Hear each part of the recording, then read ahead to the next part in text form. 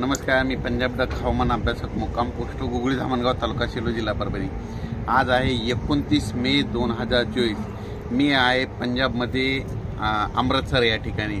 अमृतसर या ठिकाणी तर सांगू इच्छितो, या ठिकाणी आल्याच्या नंतर वाघा बॉर्डरच्या इथं तापमानाची नोंद जवळपास 52 अंश सेल्सिअस होतं, म्हणजे इतकं तापमान होतं। तर हे तापमान आता आज अमृतसर या ठिकाणी नोंदलं गेलेलं आहे। तर तुम्हाला एक सांगू इच्छितो, अशीच परिस्थिती आपल्या महाराष्ट्राकडे देखील अनेक 2-4 वर्षामध्ये उद्भवणार आहे। जोपर्यंत आपण झाडं लावणार नाही तोपर्यंत अशी परिस्थिती राहणार आहे। पण शेतकऱ्याला आता एक अंदाज देतो।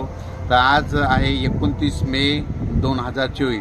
शेतकऱ्याला सांगू इच्छितो, शेतकऱ्यांना आणखीन 2-3 दिवसांमध्ये शेतीचे कामे आटपून घ्या, कारण की राज्यामध्ये जवळपास 1 तारखेला 1 तारखे ते 1 जून ते जवळपास 10-11 जूनपर्यंत दररोज भाग बदलत पावसाचा सुरुवात होणार आहे। म्हणून हा अंदाज लक्षात घ्यायचा। सुरुवातीला बघायचं झालं तर 1, 2, 3 तारखेला राज्यामध्ये सातारा, सांगली, पुणे, नाशिक, मुंबई, नगर, सोलापूर, उस्मानाबाद, लातूर या भागापर्यंत पावसाला सुरुवात होईल, म्हणजे 1, 2, 3 जून दरम्यान। त्याच्यानंतर 4, 5, 6, 7 जून नंतर राज्यामध्ये तो पाऊस थोडा पुढं सरकत जाईल, म्हणजे मुंबई, पुणे, नाशिक, सातारा, सांगली, सोलापूर, नगर, संभाजीनगर, जालना, बीड, परभणी, नांदेड, हिंगोली, लातूर, उस्मानाबाद आणि तसाच तो पाऊस यवतमाळकडे जाणार आहे। म्हणून हा अंदाज लक्षात द्यायचा।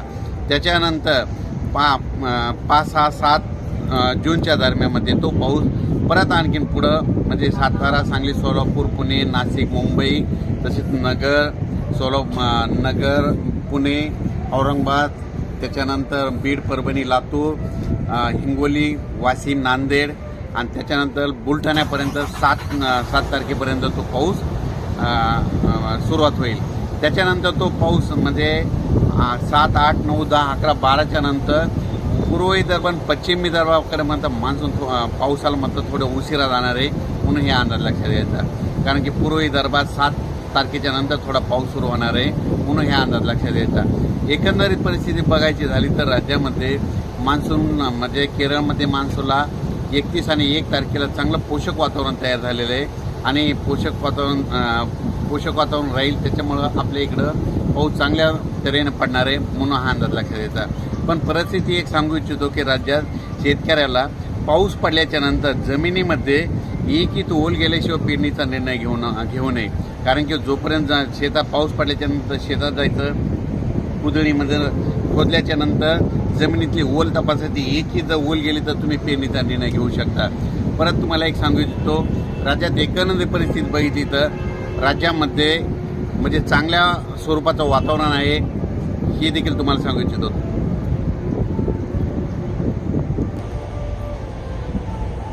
राज्यात विदर्भ, पश्चिम विदर्भ, पूर्व विदर्भामध्ये मात्र 7 जूनच्या नंतर पावसाला सुरुवात होणार आहे। म्हणून हे अंदाज लक्षात द्यायचा।